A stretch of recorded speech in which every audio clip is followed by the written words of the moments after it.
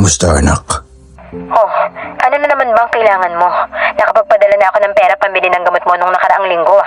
Tapos na dapat ang obligasyon ko ngayong buwan na to. Gusto lang sana kitang makausap anak. Huwag mo nga ako matawag-tawag na anak. Kinikilabutan ako. Sabihin mo ng kailangan mo. Dali, may gagawin pa ako. Kasi malapit ng anibersaryo ni mama nyo. Naisip ko lang na baka pwedeng makasabay tayong pumunta sa Hindi. Nagkukunwari ka pang may pakialam ka kay mama. Isa ka nga sa dahilan ba't maaga siyang namatay. Baka nakakalimutan mo na puno ng konsumisyon si mama kasi napakatarantado mong ama. Tapos ngayon, gusto mong dumalaw sa puntod niya? Umayos ka, hoy. Nananahimik na si mama doon. Huwag mo na siyang guluhin.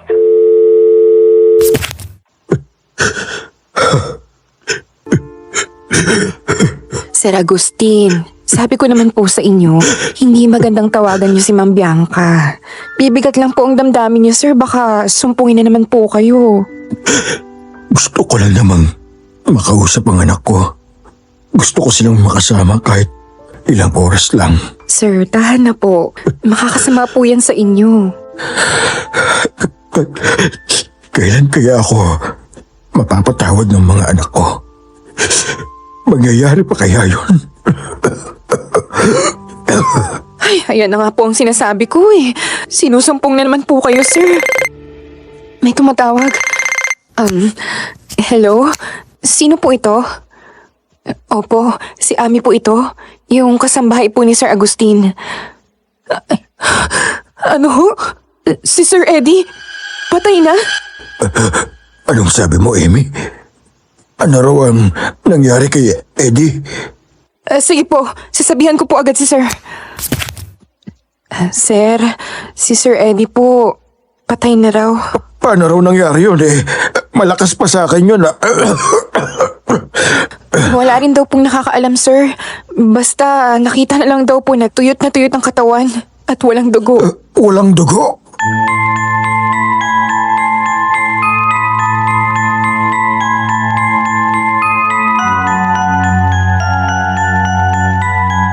Magandang araw po, Sir Jupiter. Ang pangalan ko ay Ami ng Samar. Isang simpleng may bahay at may-ari ng pwesto ng isdaan sa palengke.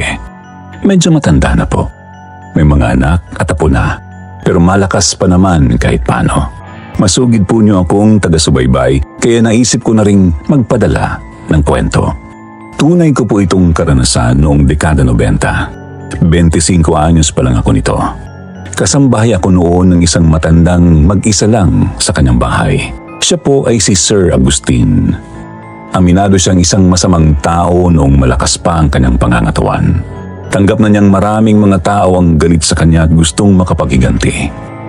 Ang di niya alam, may isa palang tao sa kanyang nakaraan na kakaibang lagim ang paraan ng paniningil. Sisimulan ko po ang kwento nang magpunta kami sa burol ng matalik na kaibigan ni Sir Agustin na si Sir Eddie.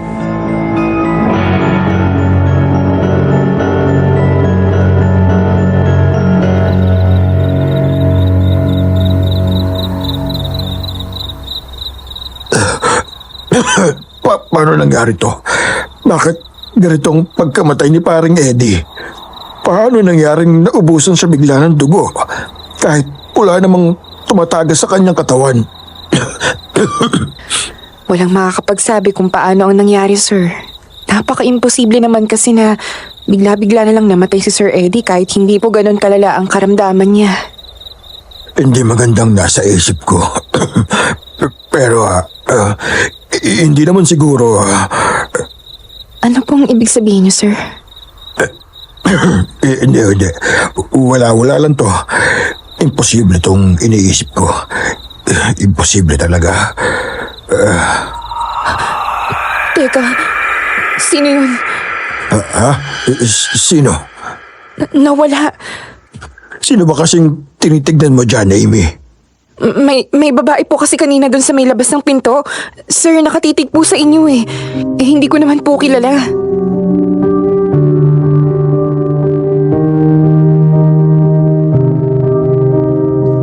Sandali akong nagtaka kung sino ang babaeng nakita ko. May katandaan na po yun. Siguro nasa mga 50 anyos.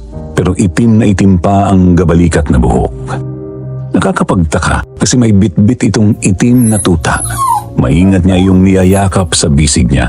Tapos nakatitig din ang babae ng makahulugan sa amo ko.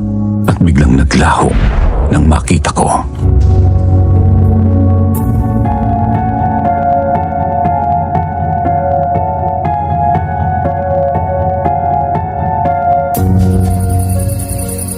Sinong babae bang sinasabi mo? Wala naman eh. Baka naman kamag-anak lang ni paring Eddie. Tapos hindi ako kilala. Siguro nga po, sir, pero kakaiba po kasi ang kutob ko sa isang yun. Bigla na lang akong pinagpawisan. Alam mo, pagod lang yan eh. Pasado 10:00 na rin kasi ng gabi. Umuwi na tayo. Gusto ko na rin magpahinga. Sige po, sir. Tawagin ko na lang po yung anak ni Sir Eddie para makapagpaalam po tayo na maayos.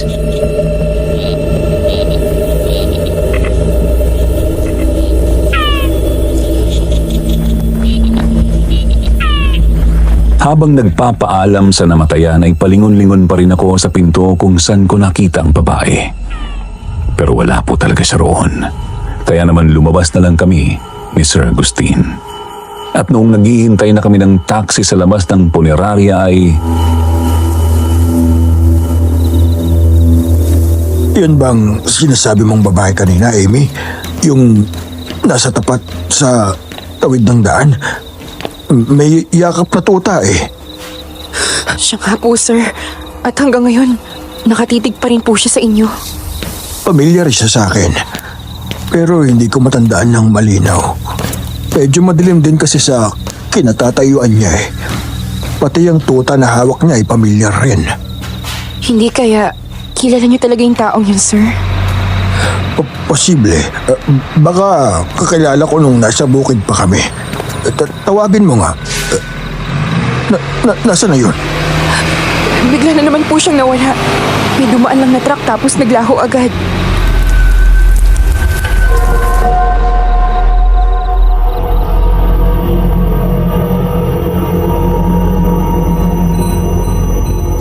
Gulat kami ni Sir Agustin nang biglang maglaho ang babae, Sir Jupiter.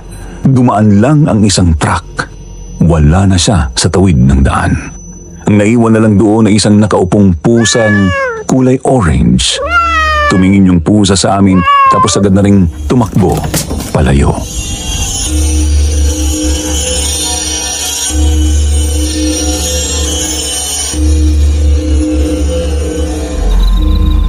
Paano siya nawala ng ganong kabilis? At saan galing yung pusang yun? Masama po talaga ang kutob ko sa babaeng yun eh. Pakiramdam ko, may hindi magandang pakay siya sa inyo, sir. Pati ako medyo kinakabahan na rin ha. Siya, sige na. Pumara ka na ng taxi at na makauwi na tayo. Sayang talaga at hindi na ako makapagmaneho. Natetenga tuloy nga yung kotse ko sa bahay.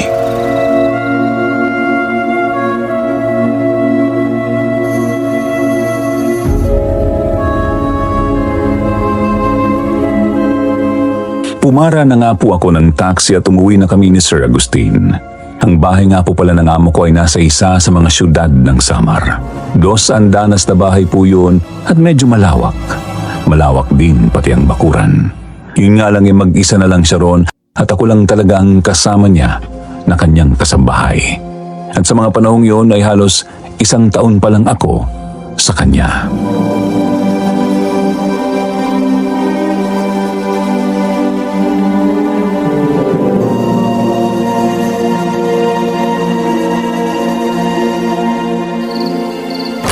Inaantok na ako. Masyadong nakakapagod tong araw na to. Sana talaga makausap na ni Sir ang isa man lang sa mga anak niya. Kahit isang beses lang. Naiintindihan ko ang galit sa kanilang ama pero nakakaawa pa rin yung matanda eh. Ano yun? Sino ka dyan? Sumagot ka! Sir?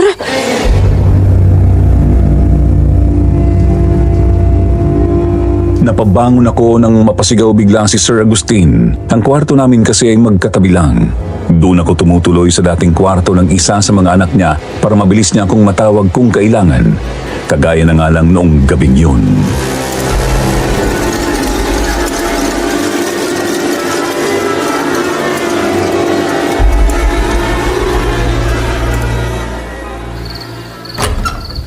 Sir? Sir, ano nangyari? Ba't po kayo napasigaw? May tao. May tao sa balkonahe. Sumilip sa bintana ko. Kung ganun, hindi pala ako namalikmata kanina. May dumaan nga ako sa balkonahe. Tignan mo, Amy. Bilisan mo. Pero huwag ka lalabas ng kwarto. Baka masamang loob yan.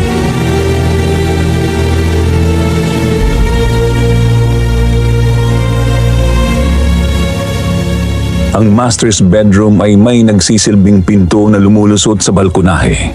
Lumapit ako roon. Tumingin ako sa may butas na silipan. Pero wala akong nakitang kahit sino. Lumipat ako sa bintana. Wala rin akong nakitang tao.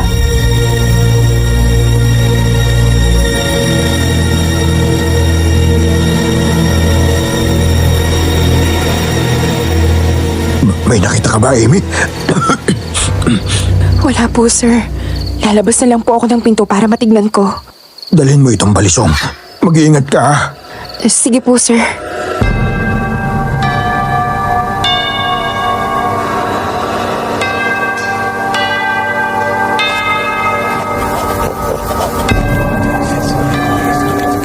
Sa sobrang kaba ko noon, pakiramdam ko mas naging malamig ang aircon kaysa sa karaniwan. Nanginginig ang kalamnan ko. Gayunpaman ay nilakasan ko pa rin ang loob ko. Binuksan ko ang pinto papuntang balkonahe at dahan-dahan akong sumilip. Nakaamba ang balisong na bigay ni Sir Agustin.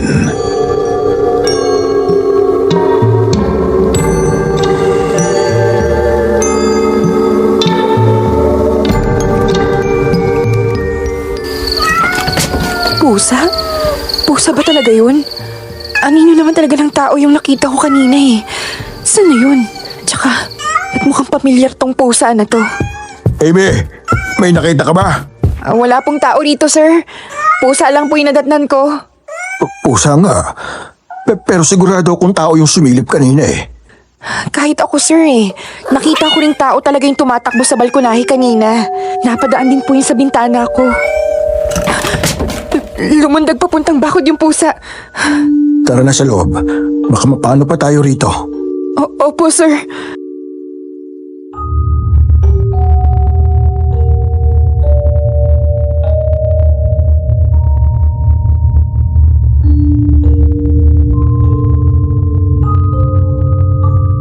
Nung papasok na kami ay iniwanan ko ng tingin ng pusang nasa sementong bakod. Kinabahan akong lalo, Sir Jupiter. Hindi maganda ang kutob ko sa pusang iyon. Di ko maalis sa isip ko na pamilyar sa akin pero wala naman ako nakikitang mali sa pisikal na itsura niya. Simpleng pusa lang naman yon na kulay orange bagamat kapansin-pansing sinusundan ito ng titig si Sir Agustin.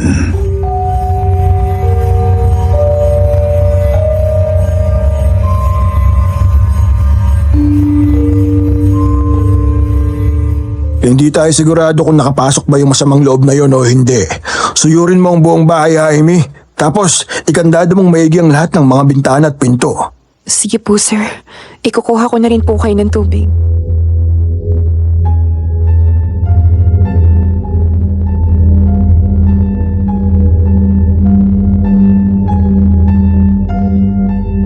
Sinuyod ko nga po ang buong bahay ni Sir Agustin. Tiningnan ko ang lahat ng mga pinto at bintana.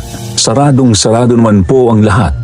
Hanggang sa pumasok ako sa isa sa mga kwarto ng first floor. Sa mismong ibaba po iyon ng master's bedroom. Saradong-sarado rin po ang bintana noon. Pero nang sumilip ako, ay nakita kong naroroon pa rin pala sa bakod ang orange na pusa.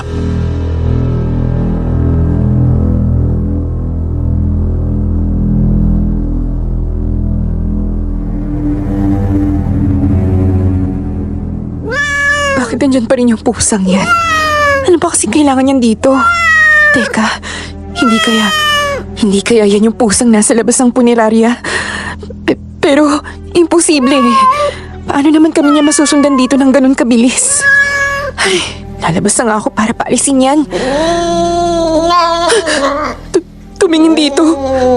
Diyos ko.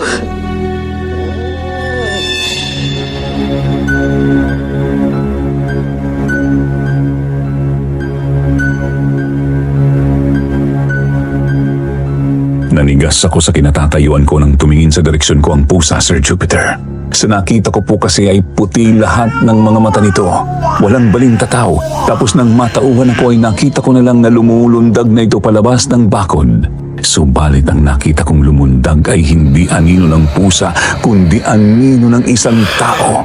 Taong may mahabang buhok, bagamat hindi ko naaninag ang mukha bago ito napunta sa kabilang bahagi ng bakod.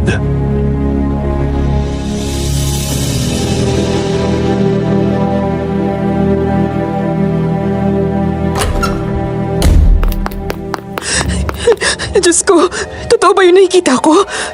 Hindi yata basta pusa yun. Maligno! Multo! Diyos ko!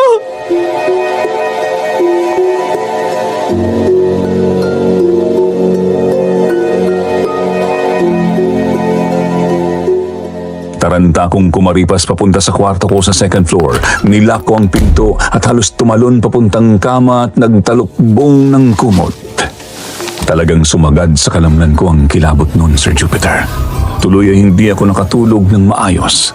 Nakakaidli pero nagigising din agad. Kumbaga po ay tulog manok.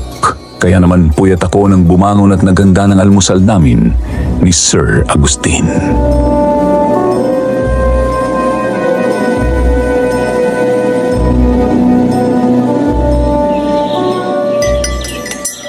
Ito na po yung kape niyo, sir. Salamat. Mabuo ka na't kumain. Salamat po, sir. Ano ba't nananamlay ka yata? May sakit ka ba? Wala naman po, sir. Hindi lang po ako nakatulog ng maayos dahil sa nangyari kagabi. Sinigurado mo naman kaya ang saradong mga pinto at bintana. Opo, sir. Pero sobrang kakaiba po kasi yung pusa kagabi. Hindi agad umalis sa likod ng bakod. Tapos yung mga mata niya, naging puti lahat. Tapos nung tumalon siya palabas ng bakod, parang bigla na lang siyang naging tao. Naging tao? Paano naging tao? Hindi ko rin po alam, sir. Basta, yun po ang nakita ko eh. Siya, sige. Paminahon ka na. May naisip din kasi ako kanina nang magising. Ano pong nasa isip niyo, sir? Nakikita ko kasing nahihirapan ka ng gampanan ng trabaho mo sa akin, Amy. Ikaw ang naglilinis ng bahay, ikaw pa ang nagluluto. Idadagdag pa natin ang nangyari kagabi. Delikado nga naman kung may siraulong manloob dito sa bahay. Ano pong ipinipunto ninyo, sir? Kukuha ko ng bagong tauhan. Kailangan lalaki. Makakatulong mo siya rito sa bahay. Tagabuhat na rin ng mga mabibigat. Tapos magmamaneho sa kotse kung kailangan. Buti na yung may kasama tayo rito. Magandang idea nga yan, sir. Pero, saan naman kayo maghahanap? Hindi ba may kasintahan ka? Ano po? Yun bang sabi mong kargador sa palengke? Baka pwede siya rito sa bahay. Ano bang pangalan nun? Si Jano po, sir. Kargador nga po siya sa palengke. Tapos umaarkila rin po siya ng pinapasadang pedicab. Yun nga, si Jano. Mapagkakatiwalaan naman yun sa mga gawain, hindi ba? Hindi naman siguro makati ang kamay nun at nangunguha ng mga gamit. Hindi naman po, sir. Medyo mabisyo nga lang po tapos magaspang ang ugali. Pero mabait po yun.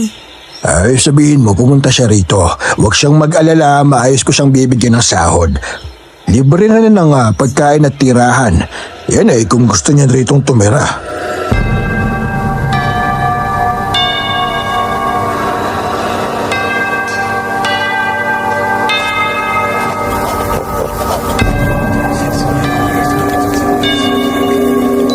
Sa totoo lang ay medyo nagdalawang isip ako ron, Sir Jupiter.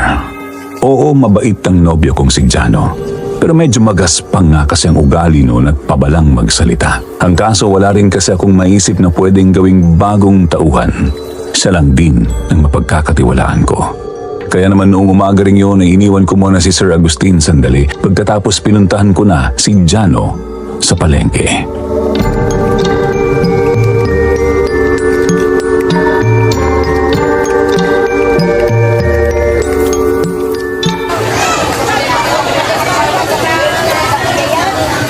Jano, Amy!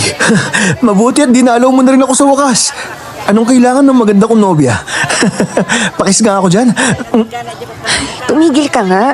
Hindi ako nandito para makipaglandian. Masisisi mo ba ako? Miss na kita eh.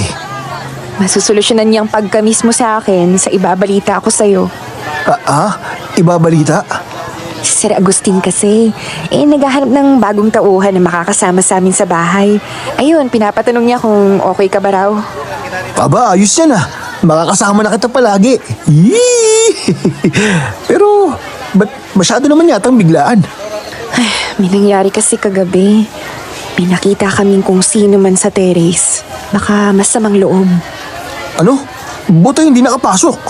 Nako, kung ako yun, nagulpi ko na yun, malamang. Iyon na nga eh. Pero nababahala kami ni Sir kaya ayun, naisip niyang kailangan namin na makakasamang lalaki sa bahay. Bale, tutulong-tulong sa mga gawain, magmamaneho, tapos bantay na rin. Kaya mo naman yung mga yun, di ba? Sige, payag ako. Kailan daw ba simula? Kung pwede ngayon, sumama ka na sa akin. Aba, atat na atat ang mahal ko ah. Sira ulo. Huwag ka mag-alala. Mamayang hapon, pupunta ako. Siguro mga alas 5, andun na ako. Aasahan ko yan ha. Tsaka huwag kang darating dun ng lasing o amoy sigarilyo. May sakit sa baga si Sir. Bawal sa kanya amoy usok. Sige po, madam.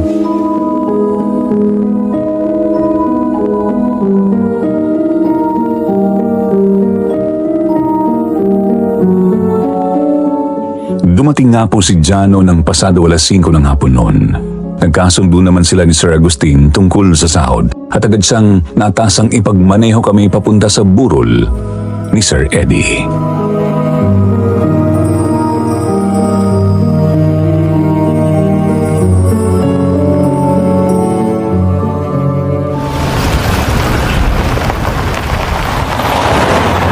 Andito na tayo, sir. Mabuti at mukhang hindi pa nagsisimula ang padasal. Teka po, Sir. Yung babae. Andyan na naman siya. Sinong babae ba? Yung nasa labas ng kotse?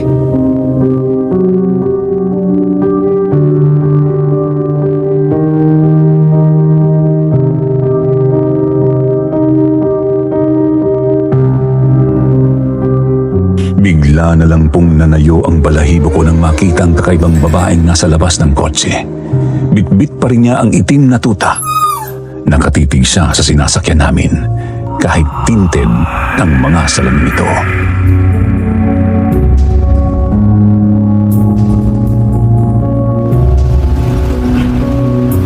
Lalabas ako.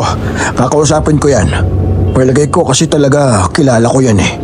Pero Sir, hindi maganda ang kutob ko sa babaeng yan. Mamaya niyan, mapano pa po kayo? Teka nga. Ano bang meron sa babaeng yan? Baka naman pwede ko na lang samahan si sir sa labas. Kasama naman yun sa trabaho ko, di ba? Ang bantayan si sir. Kung may gagawing masama yung matandang yan, edi bugbugin. Ganun kasimple. Jano, masyado kang bayolente. Maghinay-hinay ka naman. Ang sinasabi ko lang ang pwede kong gawin. Wala naman akong sinasabing gugulpin ko agad yan eh. Sige na, Jano, samahan mo na ako. Lapitan natin yung babae. Sige po, bossing.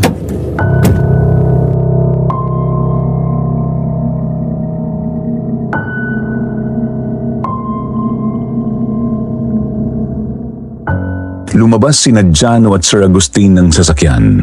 Mula sa parking lot ay lumakad sila ng konti papunta sa babaeng nakatayo sa ilalim ng poste ng ilaw. Medyo nabahala ako para sa kaligtasan ni Sir. Baka kasi sumpungin na naman siya ng sakit niya sa baga, kaya sumunod ako. Doon nga lang ako sa kanilang likod kasi nga masama talaga ang kutob ko. Nang makalapit ay una kong tinitigan sandali ang babae, pagkatapos ay napansin kong nakatitig ang tuta kay Sir Agustin.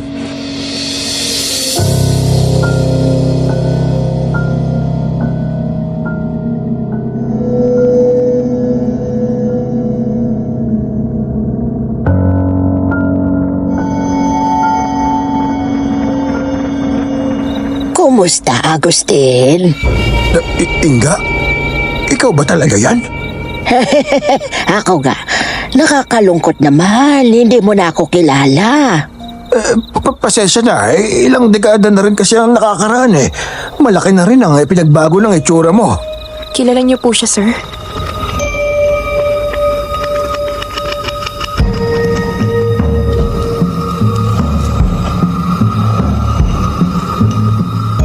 Nagulat ako nang malamang magkakilala pala ang amo ko at ang nasabing babae. Hindi ko tuloy napigilang pasadahan siya ng tingin mula ulo hanggang paa. Subalit bigla na lang akong natigilan ng magkasalubong ang mga mata namin. Bigla po kasing kumabog ang dibdib ko. Napatras pa nga ako ng konti na para bang may nagtulak sa akin ng mahina.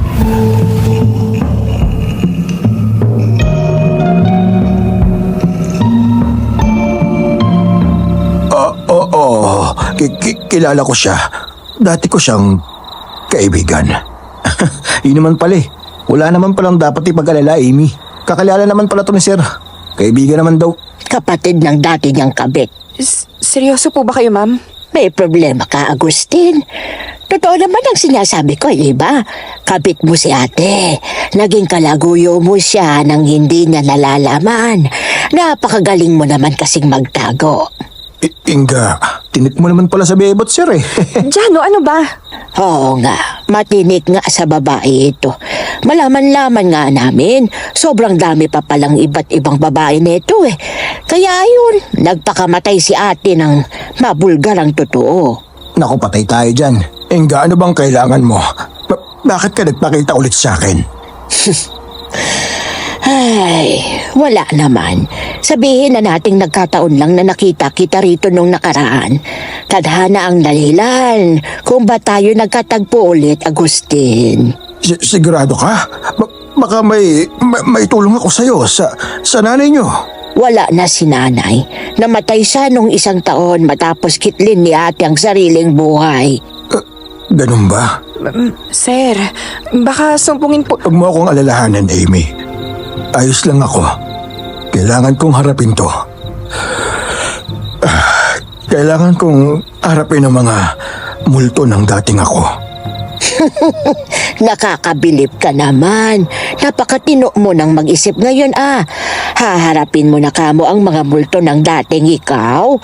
Ang tanong, kung kaya mo ba? Anong ibig mong sabihin? Sir, Ma'am, pasensya na po. Pero hindi po mabuti ang mga ganyang banta kay Sir. Banta? Anong banta bang pinagsasasabi mo? Wala naman akong binibitiwang banta Siya ang nagsabing haharapin niya ang nakaraan niya. Tinanong ko lang naman siya kung kaya niya ba. Anong masama ron? Inga, sabihin mo na kung ano gusto mo.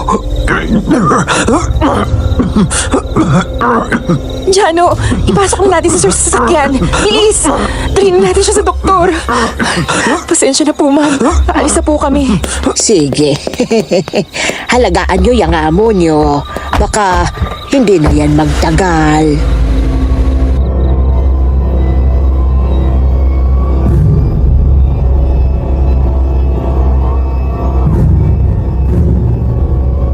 Taranta naming ibinalik sa kotse si Sir Agustin. Agad pinaandar ni Jano ang sasakyan. Napalingod naman ako sa babae. Nakangiti ito habang hinahatid kami ng tingin. Maski ang kanyang tuta ay nakatitig rin sa sasakyan. Dali-dali naming isilugod sa ospital ang amo namin. Sabi ng doktor ay muntik na nga pong atakihin sa puso si Sir. Mabuti na lang at nadala namin siya roon agad-agad.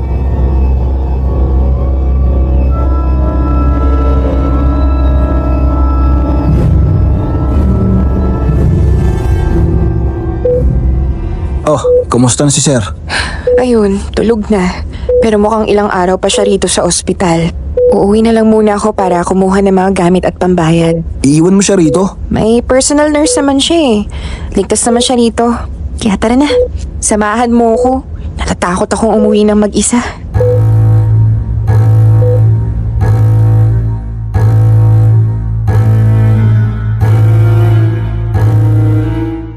Ginamit namin yung kotse nang umuwi galing ospital.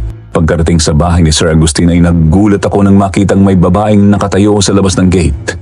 Bumaba ako ng kotse para kausapin yon at para na rin buksan ang tarangkahan.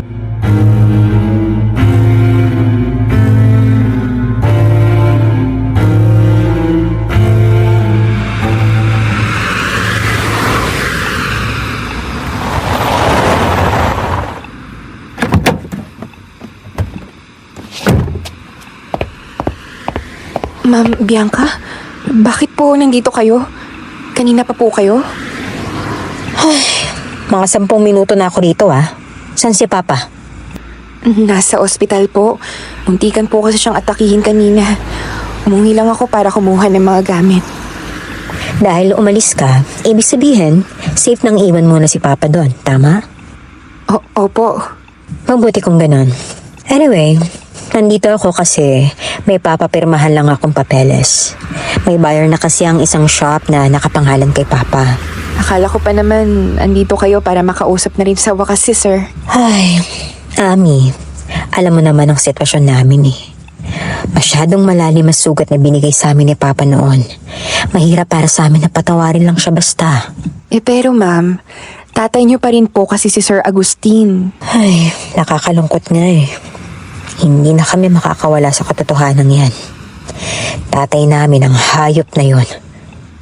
Pero, hindi kasi namin siya kayang patawarin ng gano'n na lang. Ang pinakamagagawa na lang namin ay padalhan siya ng pera kapag kailangan. Ibigay sa kanya mga parte ng kinikita sa mga negosyo. Yan lang. Hindi niyo po ba siya pwedeng makausap kahit sandali? Naniwala ka. Ilang ulit na namin sinubukan, lalo na ako. Ay, pero wala Hindi talaga kaya. Hindi naman namin maatim na makaharap ang demonyong sumira sa sarili naming pamilya. Naiintindihan ko po, ma'am. Sinusubukan ko lang naman pong sabihin ang nasa isip ko. Baka sakaling... Huwag ka mag-alala, Ami. Alam kong mabuti ang intensyon mo. Alam ko ring mabuti kang tao. Kaya kahit ayaw namin kay Papa, salamat pa rin kasi nandyan ka. Salamat kasi ikaw ang kasama niya ngayon, nahihirapan siya. Ay, bubuksan ko lang po yung gate, ma'am. Teka, sino nagmamaneho? Si Jano po. Kasintahan ko, ma'am. Kinuha siya ni sir bilang dagdag kasama at bantay. Pati na rin po driver. May nangyari po kasing hindi maganda na nakaraan dito sa bahay, ma'am. Ha? Anong nangyari? Hoy, teka. Ba't ba napasigaw ka?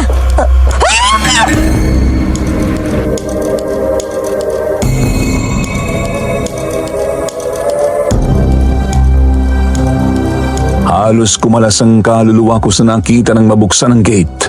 Maging si Ma'am Bianca ay napasigaw din. May puting aso po kasing nakabulagta sa mismong harap ng pinto ng bahay. Nakiwalay ang ulo at butas ang sikmura. Nagkalat ang dugo niya sa bandang likod ng gate at sabog-sabog din ng mga laman loob.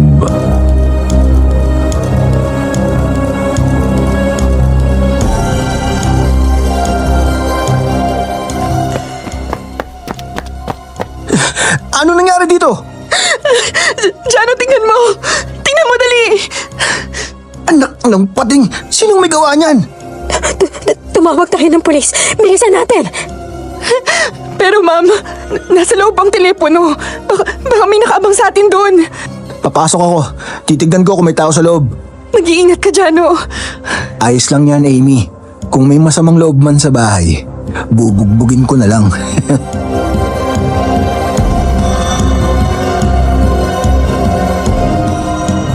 Pumasok nga po si Jano sa bahay.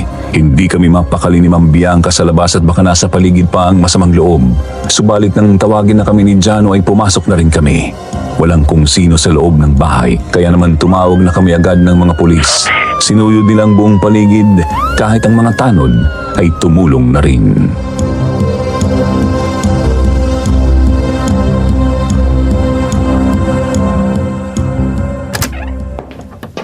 Ano na pong sabi ng mga pulis, ma'am?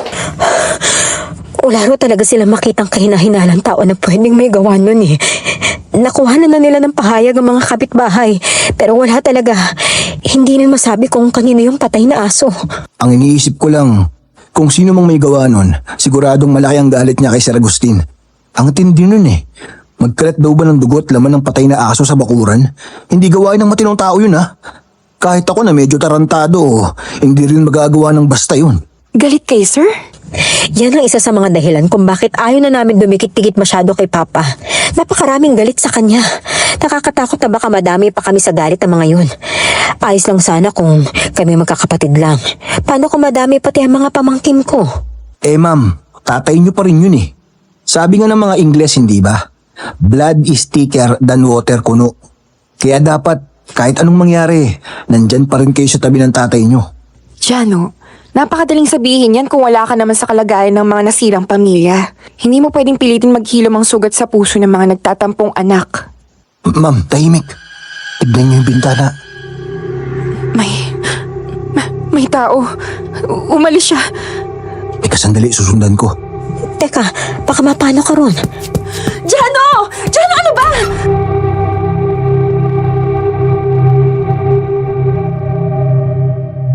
Gulat na gulat kami nang may maaninag kaming anino sa labas ng saradong bintana. Hindi namin makitang mismong mukha nito pero parang anino yon ng isang babae. May mahaba po kasi itong buhok na napakagulo. Agad din yung umalis nang mapansin namin, kaya naman dali-dali yung sinundan ni Jano. Nagulat na nga lang din po ako nang mamalayang sinundan ko na rin pala ang kasintahan ko. Tumalon ng kung sino sa bakod kaya lumabas si Jano sa gate tsaka umikot papunta sa likod ng mga kabahayan.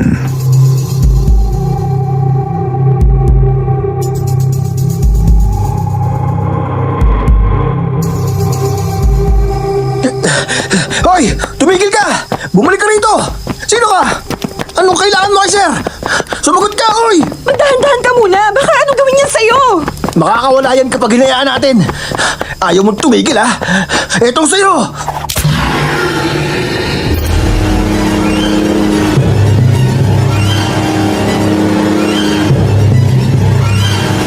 Muntik na akong matisod ng magulantang sa narinig, Sir Jupiter.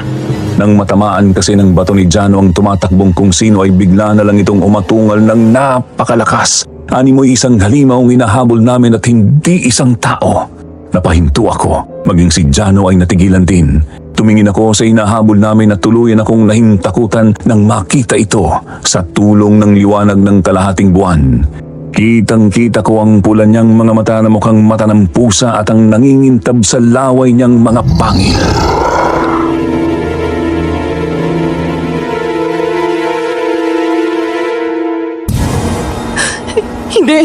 Hindi tao yan. Halimaw! Aswang! Mag-iingat ka, Jano. Andiyan na siya. Andiyan na siya. Hindi ako natatakot sa'yo, demonyo ka! Eto pang sa'yo!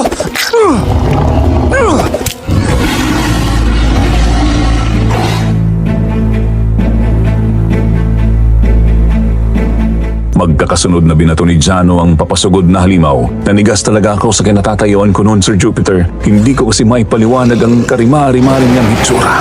Napakakulubot ng kanyang balat at medyo kulay berde.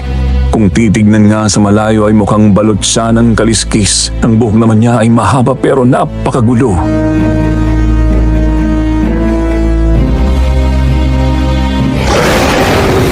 Amy, halika na! Bumalik na tayo sa loob ng bahay! Masyadong matigas ang bungo ng halimaw na yan! Hindi sapat ang pambabato lang!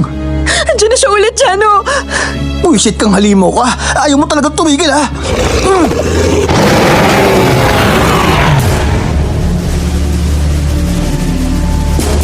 Habang tumatakbo kami pabalik ng bahay ay patuloy na binabato ni Jano ang halimaw. Nasasaktan ito bagamat nakikita kong nagagawa niya yung indahin. Halata ko ring patindi ng patindi ang inis nito sa amin na nambabato sa kanya hanggang sa tinamaan ni Jano ang binti ng halimaw. Natiso dito, doon na kami kumaripas ng kasintahan ko pabalik sa bahay.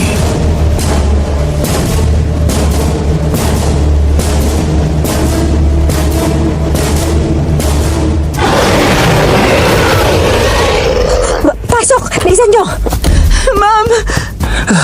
Lintik na halimaw yun! Diyos ko po, ayaw niya talaga tumigil. Jano, harangan mo yung binto. Pati na yung back door sa kusina. Opo, ma'am. Hindi kami basta tinantanan ng halimaw, Sir Jupiter. Tuloy-tuloy nitong kinalabog ang pinto. Sinubukan din niyang kalampagin ang mga grills ng mga bintana, subalit hindi ito nagtagumpay na makasira at makapasok. Hanggang sa namalaya na lang naming tahimik na sa labas.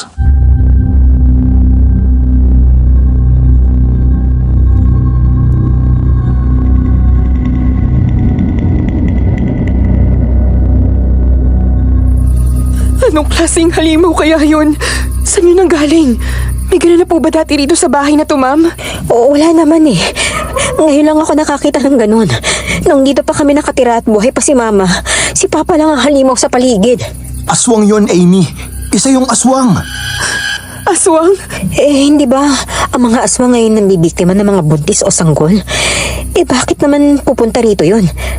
Buntis ka ba, Ami? Ay, naku. Hindi po, ma'am. May dalaw nga po ako nung nakaraang linggo eh. Paano mo naman nasabing aswang yon, Jano? Yun lang kasi ang naiisip ko, ma'am eh. Noong bata pa ako, may kakaunting na ikwento sa akin ng lola ko tungkol sa mga aswang. At pasok na pasok ang description ng aswang na nakita natin.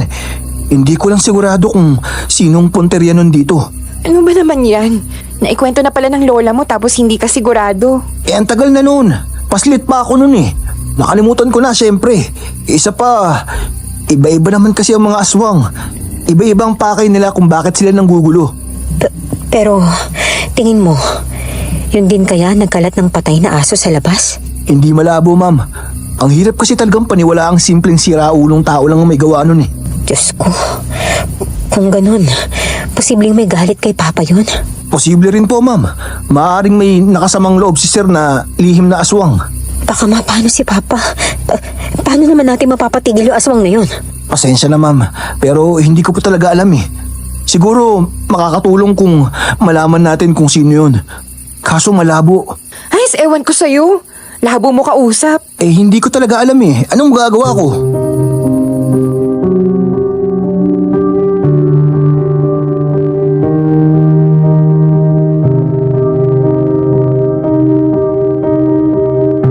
Sa inis ko sa kasintahan ko ay pumanhik na ako papuntang kwarto ni Sir Agustin. Nilagay ko sa isang bag ang mga kailangang gamit ng amo ko. Hindi na ako nagabalang magdala ng sarili kong mga gamit kasi pwede naman kaming umuwi-uwi kung kailangan.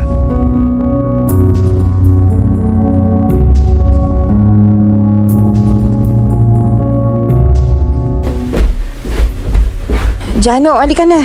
Kailangan na nating bumalik sa ospital. Ma'am Bianca, aalis na po kami. Sige lang, Ami. Saka, kunin mo tong dagdag na pera, ha? Mahihirapan kayong mag-withdraw ko sakaling hindi pa makapagpapirma si Papa. Pambiling pagkain niyo na rin yan ni Jano. Salamat po, ma'am. Kayo po, saan na po kayo ngayon? Uuwi na rin ako, ha? Ay, gusto ko na magpahinga. Masyado nang maraming nangyari ngayong gabi. Teka, ma'am. Sumabay na lang kayo sa amin. Kahit hanggang makasakay lang kayo ng taxi. Mahirap na't baka nandyan pa pala sa paligid yung halimaw na yun.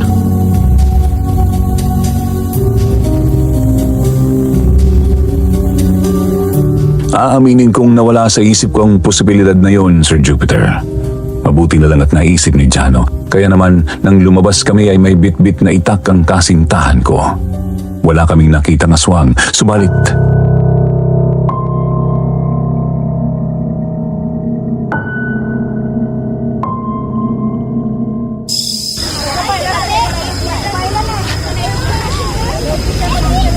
Ano nangyari doon? Ba't nagkakagulo yung mga tao sa bahay na yun? Hayaan mo na lang. Wala tayong pakialam sa kanila. Kailangan na nating umalis. Teka, Jano, pupuntahan ko. Anak nang, matatagalan tayo dyan sa pagkachismosa mo eh. Naghihintay si Ma'am Bianca oh. Puntahan mo muna, Ami. Kinukutuban din ako eh. Sige po.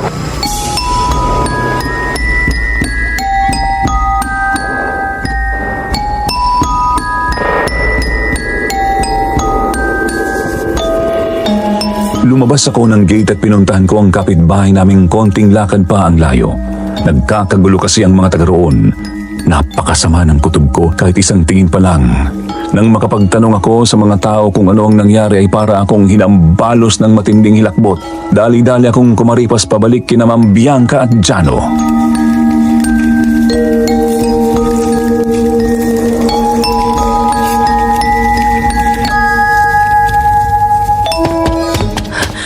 Ma'am Bianca!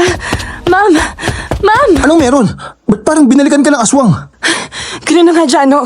Yung isang matanda kasi roon, bigla na lang namatay. Natagpuan ng mga kamag-anak niya na tuyot at wala ring natirang dugo. Ano? Diba, ganun din na nangyari kay Tito Eddie? Yun na nga mismo, ma'am. Palagay ko tuloy. Konektado ang aswang sa dalawang pagkamatay. Pwede.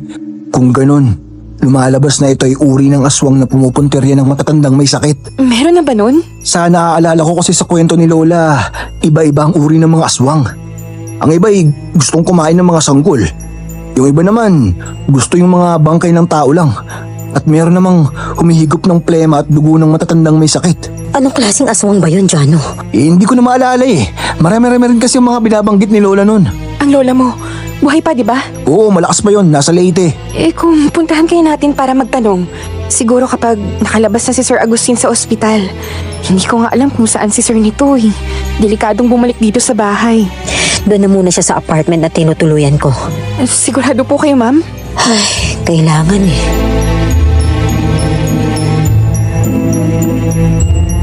Noong gabing yon ay inihatid na nga namin si Ma'am Bianca sa may sakayan. Kami naman ni Jano ay bumalik na ng ospital.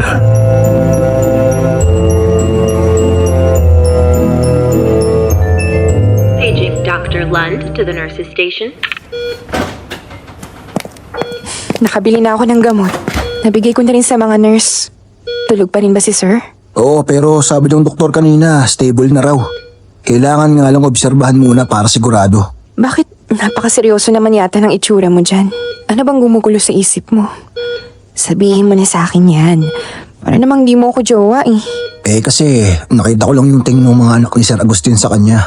Kanina kay Ma'am Bianca, tapos may nangyaring pang ganong gulo. Anong meron dun? Wala, naisip ko lang, ganun ba talagang sinasapit ng mga masasamang tao kapag tumanda na sila? Partida, mayaman pa si Bossing ha. Ultimo pera niya, walang magawa.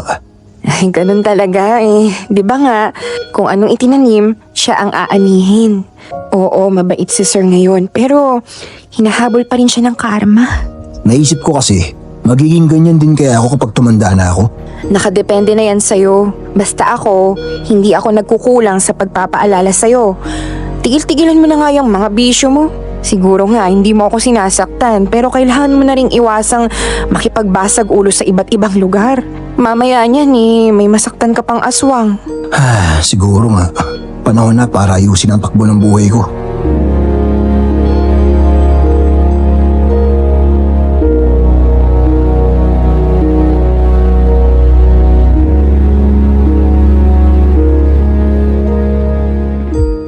Sa totoo lang, lihim akong kinilig sa mga sinabi ng kasintahan ko. Natutuwa akong marinig na gusto na niyang ayusin ang sariling buhay. Para sa kanya rin naman yun. Para sa kinabukasan namin kung sakali. Ilang araw pa kaming nanatili sa ospital noon, Sir Jupiter. Umayos din naman ang kalagayan ng amo namin. At sinabi na namin sa kanyang may nangyari nga sa bahay, bagamat itinago namin ang ilang detalye para di siya mabigla.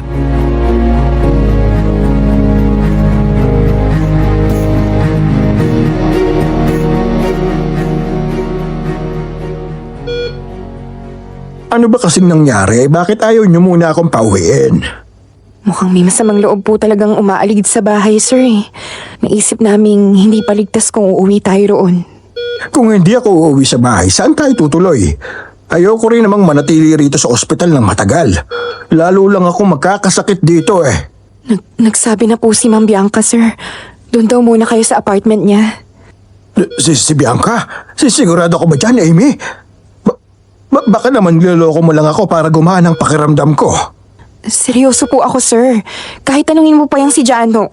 Bukas po, pagkalabas ninyo, doon tayo tutuloy. Bakit naman niya naisip na doon ako patuloyin? Nalaman po kasi niya ang nangyari sa bahay. Kaya ayun,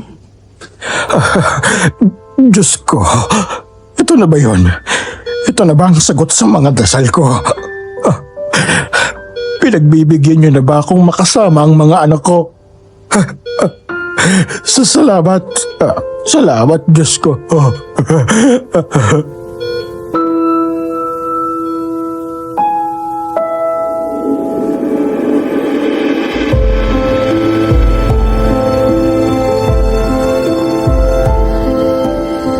Umaga sa susunod na araw noon ang labas ni Sir Agustin.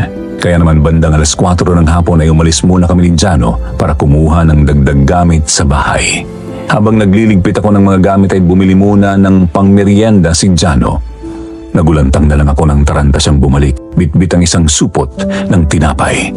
na lang ako ng taranta siyang bumalik. Bitbit ang isang supot ng tinapay. sa'yo? Para kang nakakita ng multo. May namatay na namang mga matanda. Ganon din, tuyot na tuyot. Ano ka mo? Mga... Oo, dalawa. Dalawa ang namatay habang wala tayo rito. Magkaibang bahagi ng barangay. Ang matindi pa rito, may nakita raw ang mga kamag-anak ng ikalawa. May tumalon daw palabas ng bintana nung namatay. Mukha raw babae pero hindi nila sigurado. Kung ganun... Mukhang may kinalaman nga ang aswang sa pagkamatay ng mga matatanda rito. Ang pinagtataka ko lang, yung Sir Eddie lang yung namatay na medyo malayo. Tapos, biglang ang dami rito agad. Mukhang hindi nga ligtas umuwi rito si Sir. Sabihin na natin si Ma'am Bianca. Isa pa nga pala, yung matandang kapatid ng kabit ni Sir. Oh, yung Inga ba yun? Bakit? Nasa labas, sa tawid ng daan. Nakatayo sa ilalim ng punong mangga sa kapitbahay.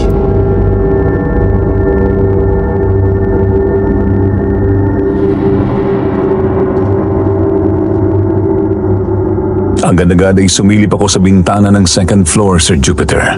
Doon ay tanaw ko ang nasabing babae. Ganun pa rin ang kanyang gabalikat na buhok. Itim na itim. Dagdag pa ay bit-bit pa rin niya ang kanyang tutang itim. Nakatitig siya sa bahay. Binaling niya sa akin ang kanyang tingin nang dumungaw ako sa bintana, tsaka ninitian ako.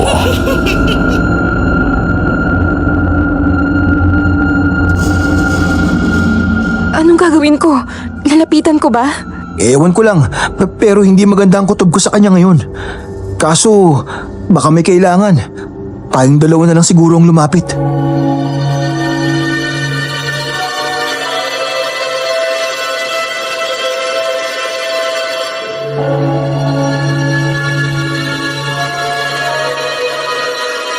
Bumaba nga kami ni Jano at lumabas ng bahay. Nang makalabas kami sa gate ay napahinto kami nang makita nasa tabi na pala ng bakod ang babae.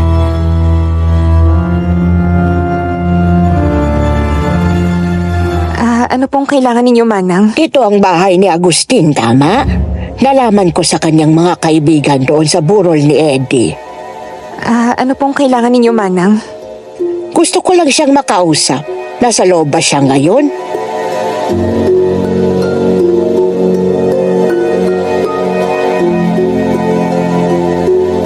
Noong sandaling yun, Sir Jupiter, halos hindi na ako makapagsalita dahil sa sobrang kaba. Nanginginig talaga ang kalamnan ko, lalo na kapag napapatitig ako sa itim na aso. Nang mapansin kong humahakbang papalapit sa akin ang babae, automatiko akong napatras. Namalayan ko na lang na hinawakan na ni Jano ang balikat ko.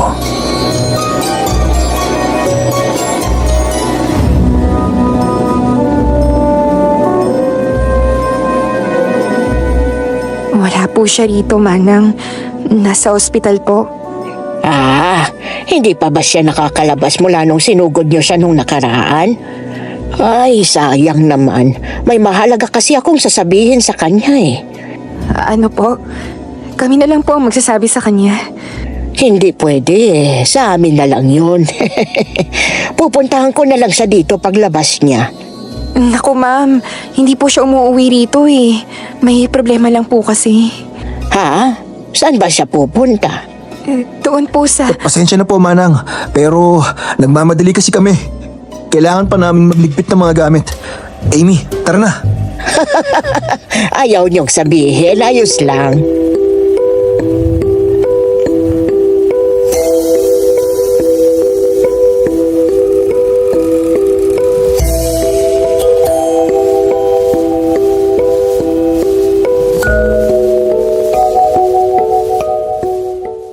Mabuti na lang talaga at napigilan akong magsalita ni Jano. Hinila niya ako pabalik sa loob ng bahay at kinandado niya ang gate.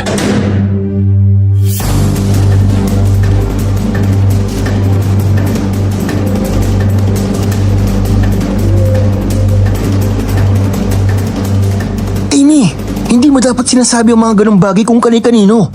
Masama nga ang kutob natin dun. Kapatid siya ng kabit dati ni Sir. Malamang may lihim na galit kay bossing yun. Paano kung biglaan na lang niyang puntahan si Sir at... Teka, Pasensya na, Jano.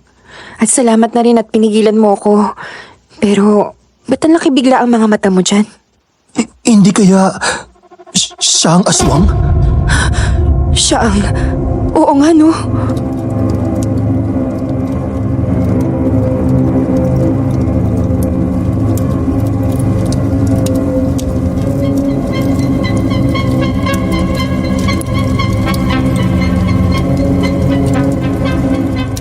Bumaha sa utak ko ang lahat ng mga nasaksihan ko sa kakaibang probinsya, Sir Jupiter.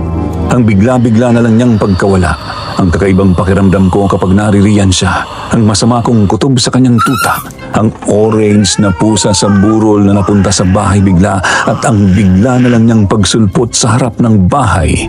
Ngayon lang.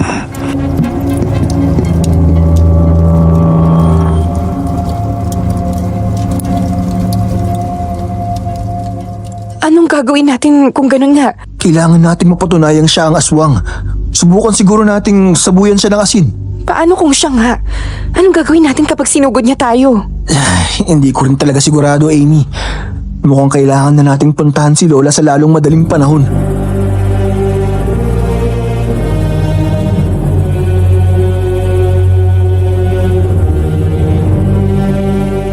Nagpatuloy ako sa pagliligpit ng mga kailangang gamit.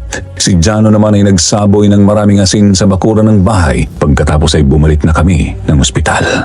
Kinakabahang baka sinundan kami ng kakaibang babae. Sa sobrang kaba ko ay napagkamalan ko pang may mali sa isang orange na pusa bit-bit ng isang lalaki sa gilid ng kalsada.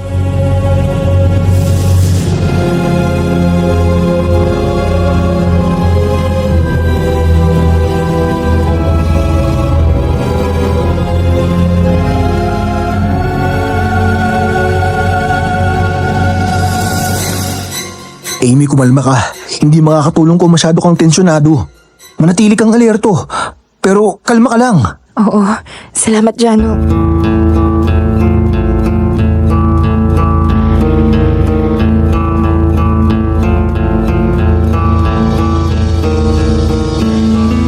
Nakarating kami ng ligtas sa ospital. Kinabukasan ay diniretso nga po namin si Sir Agustin sa apartment unit ni Ma'am Bianca.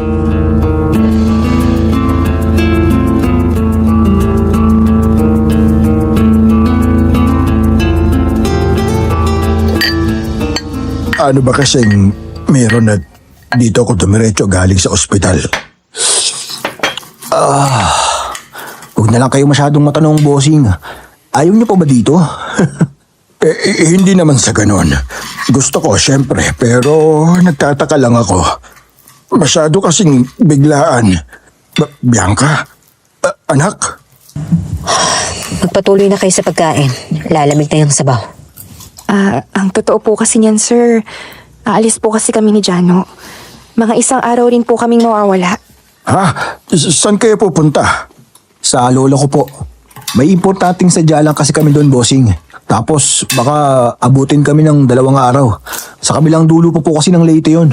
Ganun ba? Bakit naman hindi nyo sinabi kaagad? Maiintindihan ko naman eh. At hindi naman yon makakasama sa kalusugan ko. Sir, kumain na ho kayo. Baka malipasan po kayo ng gutom niyan.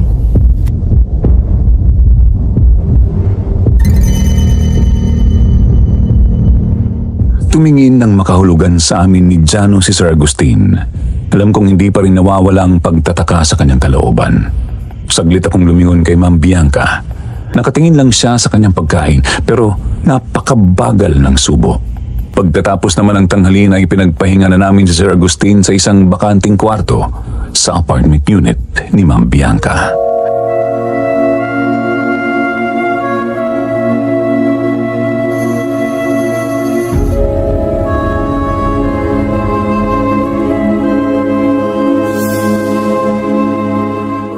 Kailan kayo aalis? Ngayon na po, ma'am. Kailangan na kasi natin magmadali.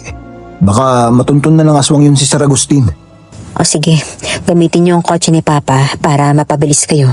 Bibigyan ko na rin kayo ng panggasolina, ha? Ma'am? Ami, Kahapon po kasi ng hapon, may nangyari sa bahay. Dumating po yung Inga. Kapatid daw po ng kapatid ni Sir. Hinahanap niya si Sir. paano naman niya natuntun ng bahay? Sa pagkakaalam ko, sa liblib na probinsya ng Samar pa nakatira yun, ah. Ang totoo, ma'am, may hinala kaming Siya mismo ang aswang. Ano? Masyado kasi kakaiba ang isang yun eh. Bigla-bigla na lang daw naglalahot sumusulpot, sabi nitong si Amy. Tapos, pareho pa kaming masama ang kutob sa kanya. Maraming may galit kay Sir Ma'am Bianca. Pero siya yung nitong kailan lang lumutang. Kasabay ng mga kakaibang pagkamatay. Ang totoo nga po, may dalawa na namang nadagdag sa mga biktima. At may nakakita pa sa babaeng halimaw. Kung ganun, may malaking posibilidad na sinadya niyan tuntunin si Papa rito. Ganun na nga po, ma'am. Kaya, bago kami umalis, magsasabay kami ng asin sa paligid ng bakuran.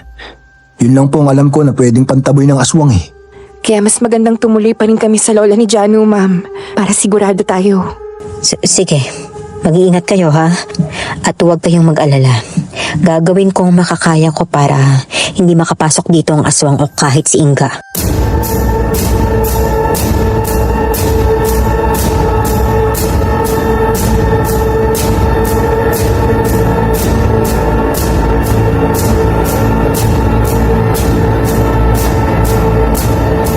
Sinabuyan namin ang asin ang labas ng apartment unit ni Ma'am Bianca. Pati ang bakuran ng buong apartment complex ay palihim din naming nilagyan ng asin. Pagkatapos noon ay umalis na kami agad ni Jano. Dire-diretso ang biyahe papuntang Leyte. Hindi nga po nagkamali ang nobyo ko. Inabot nga po kami ng gabi sa daan.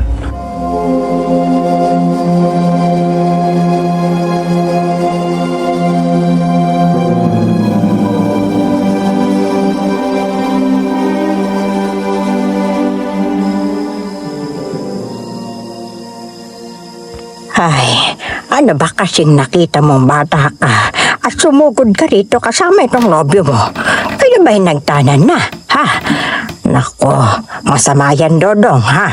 Kailangan unahin ninyo ang pagpapakasal at humingi ng basbas sa Panginoon. Hindi ka lugod-lugod sa kanya ang pagsasama ng magkasintahan sa isang bubong. Lola naman eh, sermon agad. Hindi naman po yun ang pinunta namin dito. May kailangan lang kaming itanong.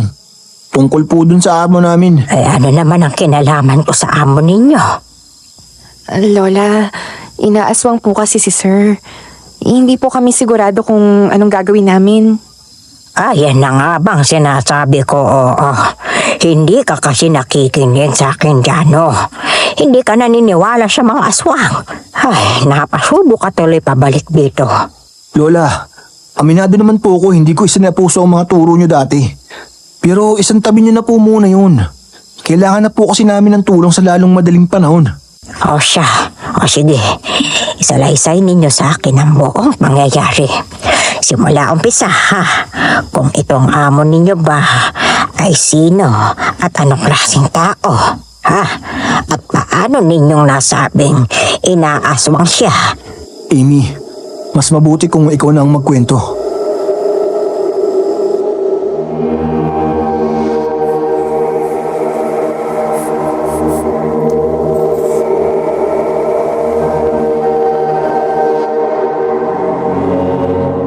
Sinalaysay ko nga po ang lahat-lahat kay Lola Loleng, Sir Jupiter.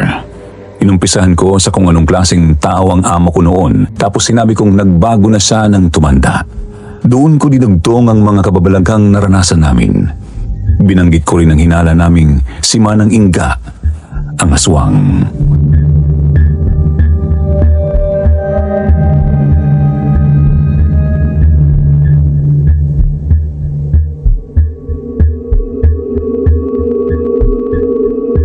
Isang babaeng may tuta ba kanyo?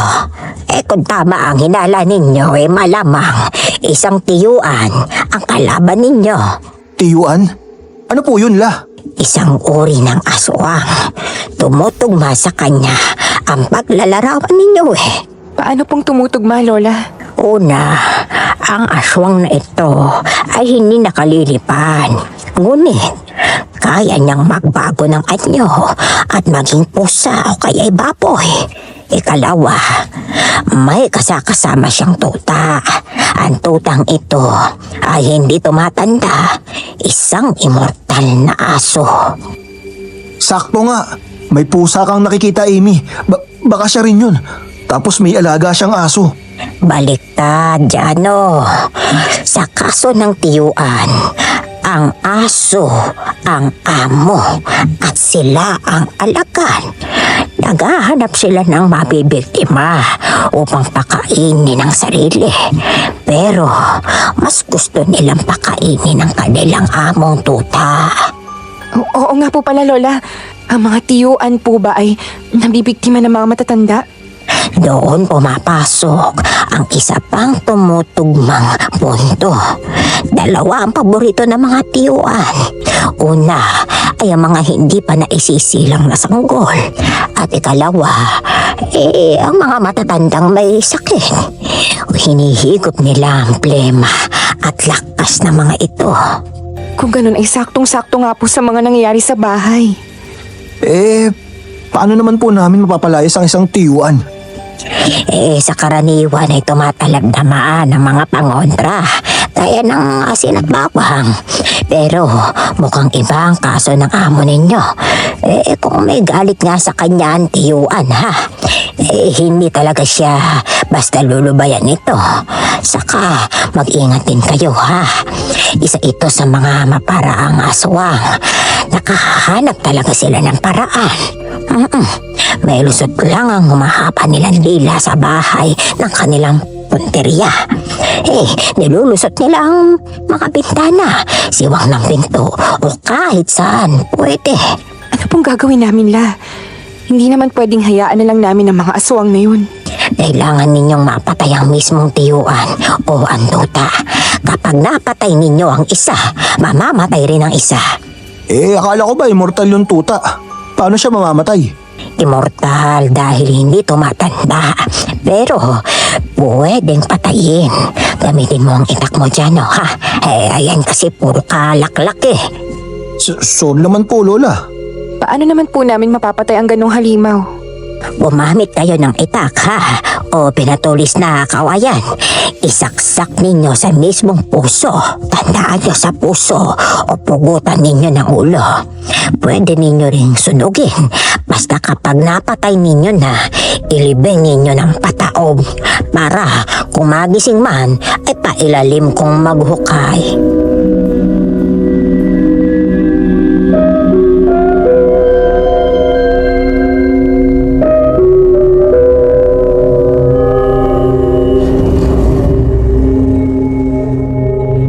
Kami nagpalipas ng gabi sa bahay ni na Lola Loleng. Doon ako tumabi sa matanda, habang si Jano naman ay sa isa niyang pinsan. Binawi ko po talaga ang tulong ko noon. Ilang araw na kasi akong puyat kakabantay kay Sir sa ospital. Nang sumunod na araw naman ay linggo.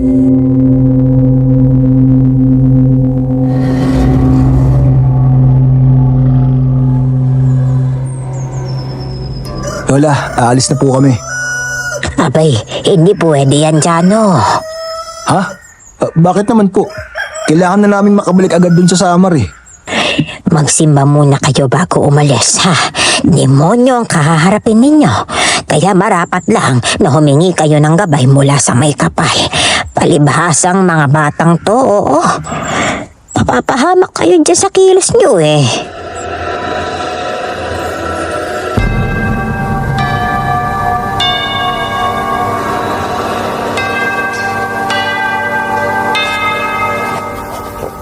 Napilitan kaming sumunod kay Lola Loling. Isip ko ring mabuti na rin yun para nga naman makahingi kami ng proteksyon mula sa Panginoon. Hindi nga naman kasi biro ang kakaharapin namin pagbalik ng Samar. Yun nga lang dahil doon ay inabot na kami ng gabi. Pasado 6:00 na nang marating namin ang pinagmulan naming syudad.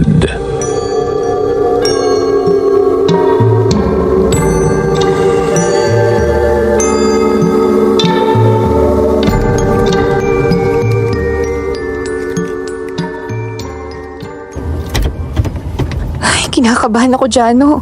Bilisan mo pa nga ng onte. Sige, kahit ako kinakabahan din Ihanda mo na lang siguro yung mga bigay ni Lola. Yung mga pinatulis na kawayan.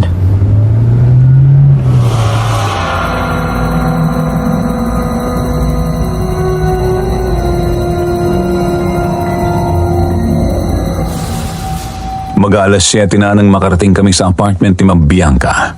Tahimik sa labas. Bumusina si Jano. Naggulat kami nang namumutla si Ma'am Bianca nang lumabas ng pinto at binuksan ang gate. Ipinasok ni Jano ang sasakyan at agad naman akong lumabas.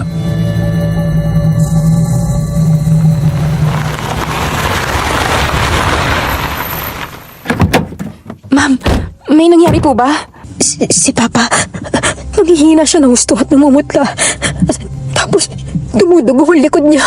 Dumudugo? Puntahan natin si Bossing. Bilis!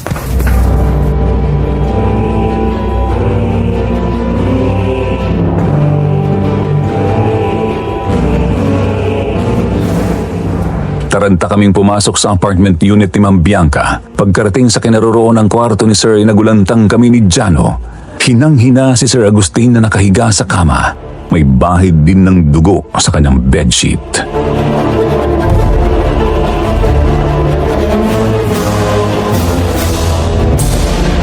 Ma'am, kailan lang po nagkaganito si Sir? Ayos naman si Papa kanina nang iwan ko eh. Sandali lang akong bumaba para tumawag sa telepono. Mga 5 minuto nga lang yun eh. Tapos pagbalik ko, ayan na, dumating na rin kayo kaagad. Paano nangyari to? Nagsaboy naman tayo ng asin sa bakuran na. Sabi nga ni Lola Loling, di ba maparaan ng mga tiyuan? Teka, titignan ko lang itong kwarto.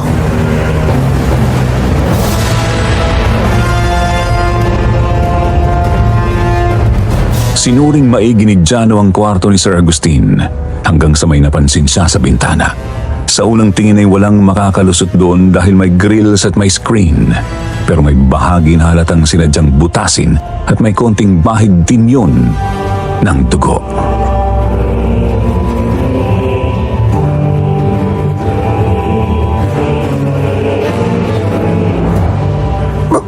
Bianca, anak. Papa, huwag kayong bibitaw ha. Lakasan niyo po ang loob niyo.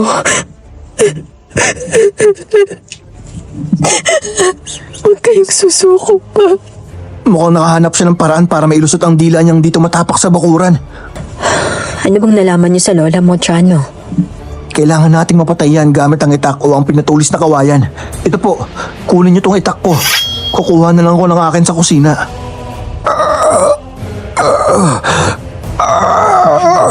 Pinahihirapan mong papa ko. Humanda ka sa akin. Itong sa'yo! Bilangan ng aswang. Teka, lalabas ako. Kailangan nating tapusin yung halimaw na yan. Sasama ako.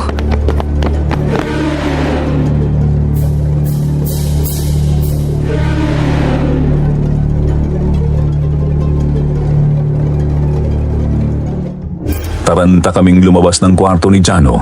Dumaan kami sa may kusina para kumuha ng itak. Kinuha rin niya ang isa pang maliit na kutsilyo, tapos kumuha kami ng tigisang supot ng asin.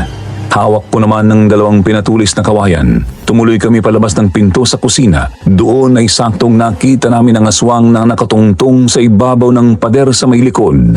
Akma na itong lulundang kaya mabilis itong hinagisan ni Jano ng maliit na kutsilyo. Tinamaan nun ang aswang sa may binti at nahulog papasok sa bakurang sinabuyan ng asin.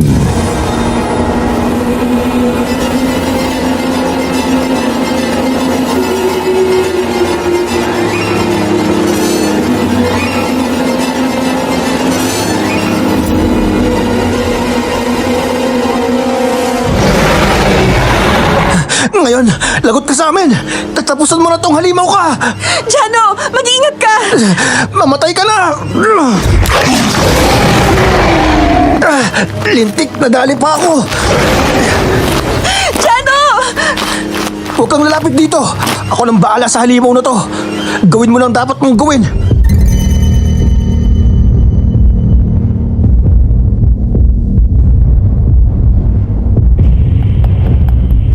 Nag-aalinlangan man akong iwan ng nobyo ko ay pinili kong kumilos. Bumalik ako sa pinto ng kusina at lumusot papuntang sala. Dumaan ako sa gate saka umikot papunta sa likurang pader.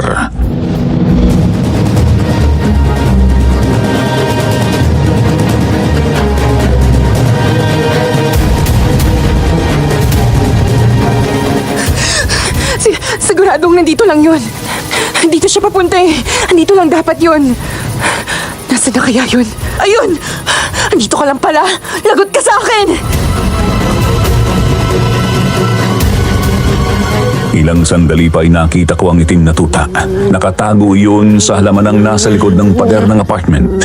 Tumitig yun sa akin. Matindi ang paglalaway. Bigla akong kinabahan kaya dumukot ako ng asin mula sa bulsa ko. Hawak ko pa rin ang dalawang pinatulis na kawayan sa isang kamay.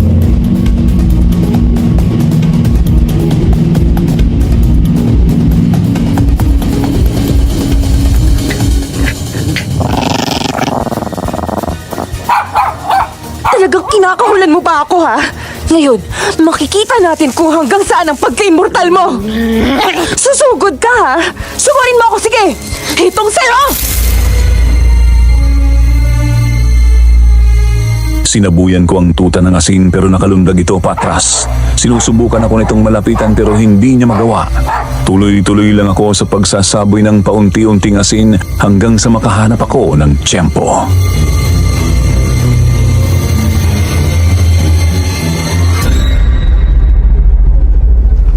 Ngayon, heto na! Mamatay ka na! Ang aswang! Si Jano! Asan na?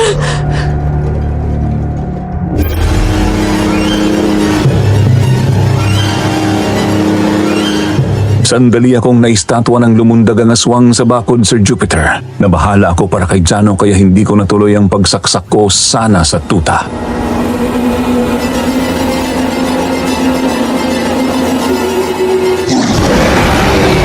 Ginagawa mo sa nobyo ko!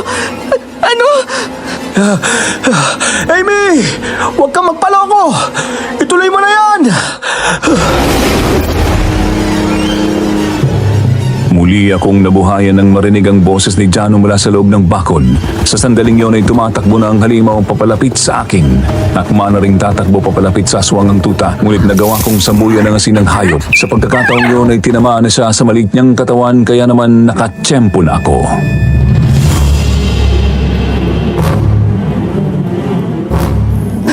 Ngayon, mamatay ka na!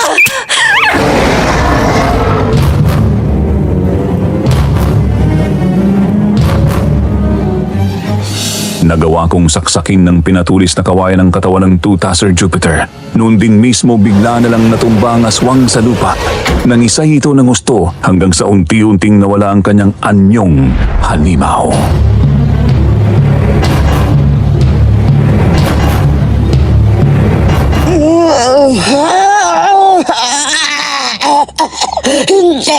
Hindi ito maaari. Mga buwisit kayo, mga pakialamero. Sinira ninyong plano ko. Sinira niyong pagkakataon kong makaganggil. Gusto mo lang gumante, pero ang dami mong dinamay. Sa totoo lang, naiintindihan kita eh.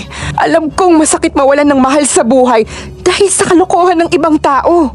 Pero mali ang paraan mo. Wala kang karapatang husgahan ako. Wala. Hindi. Hindi.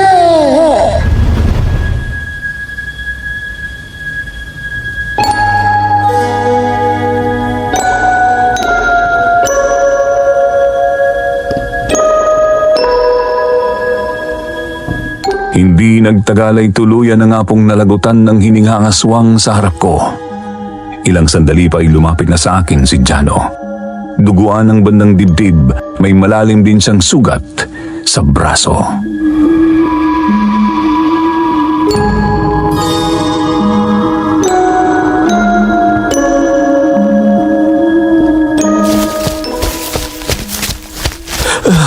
Amy, ayos ka lang? Huwag mo akong alalahanin. Ayos lang ako. Ang mahalaga, asikasuhin na natin yung sugat mo. Ang galing mo. Nagawa mo, Amy. Nagawa mo. Mahigit 1 linggo na rin mula nun. Kamusta ng pakiramdam mo, Jano, iho? Ayos na po, bossing. Nagagalaw ka na ng maayos ang braso ko. Kayo po ba? Bumubuti na rin ang pakiramdam ko. Salamat sa inyo. Utang na loob ko sa inyo ang buhay ko. Mabuti naman sir at maayos na po kayo. At mukhang maayos na rin po kayo ni Ma'am Bianca. Isa pa yan sa pinagpapasalamat namin sa inyo. Dahil sa inyo, nagkaayos kami ni Papa. Ang totoo, lilipat na nga ako pabalik sa bahay eh. Sasama na ako sa inyo. Tapos, sina kuya naman, ako nang bahalang kumausap sa kanila.